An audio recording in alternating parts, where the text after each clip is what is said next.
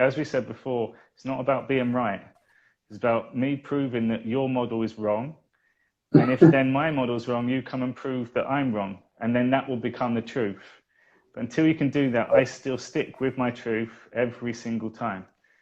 And we work with people, we've had spiritual experiences, we've had godlike moments, we've had near-death moments, like all within working with amazing people that in some cases have passed away and we've had visited.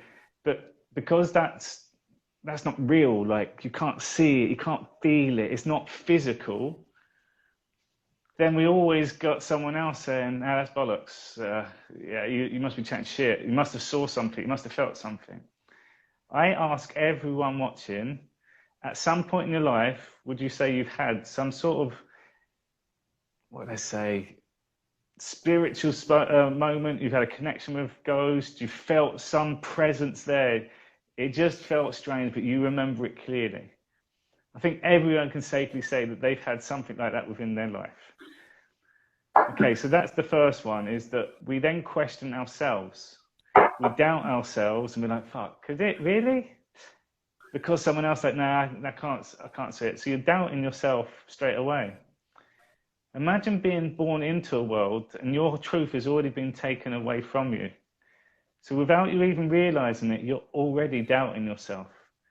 Because as we explained earlier, you're born into a world where we're told we're actually moving 1,000 miles an hour. That sun is not actually moving. So sometimes your senses are wrong. Every experience we have as a human being on this plane is experienced through our senses. That's the only way you've had that experience. If I took them all away, there'd be just emptiness. So every experience, that doesn't include your thoughts, by the way. So everyone thinking and telling us these theories, that's still thought, that's not your experience. So from day one, we're already questioning our own experience. So when we do have these amazing, magical, spiritual, ghost-like moments, God-like moments, we've already got that self-doubt. And that then becomes your truth, right? So then people get scared to speak their truth because the ego will take over and other people will ridicule them of their truth. So then they keep it in, but they know I had that feeling. So if we're already starting off with a dodgy foundation, how the hell, actually I don't like to use that word anymore,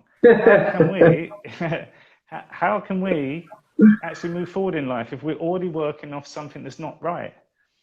And this is a key part. As soon as you get this and be okay to learning something new, because the whole world's been deceived here, as soon as you get it, you're then going to laugh.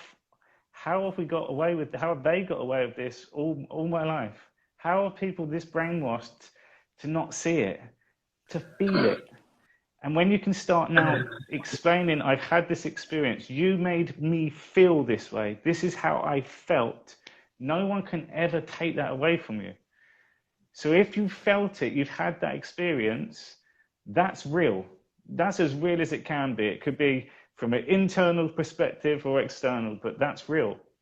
So you can then start speaking your truth, being okay with your truth, because that is what you felt.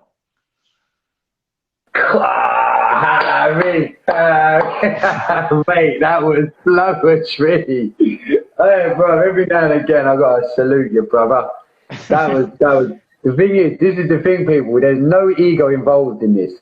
We have been ridiculed over this stuff for years, and the thing is, ridiculed with the greatest respect by people that have not looked into any of it. And like I said to you, Harry, how I start the conversation now with people is this: it's simple. Before you get aggressive with me, start calling me names. Let's make sure we define our terms on what it is you actually are gonna tell me you believe.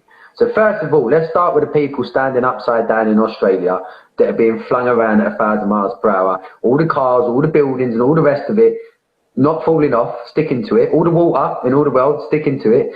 We're on a 15-degree tilt. We're shooting around the Earth, shooting around the sun at 666,000 miles an hour, numerology. We're traversing through the fucking universes and the galaxies at over 5 million miles per hour, okay? That's where your starting point is. And what they realize instantly is their foundation goes because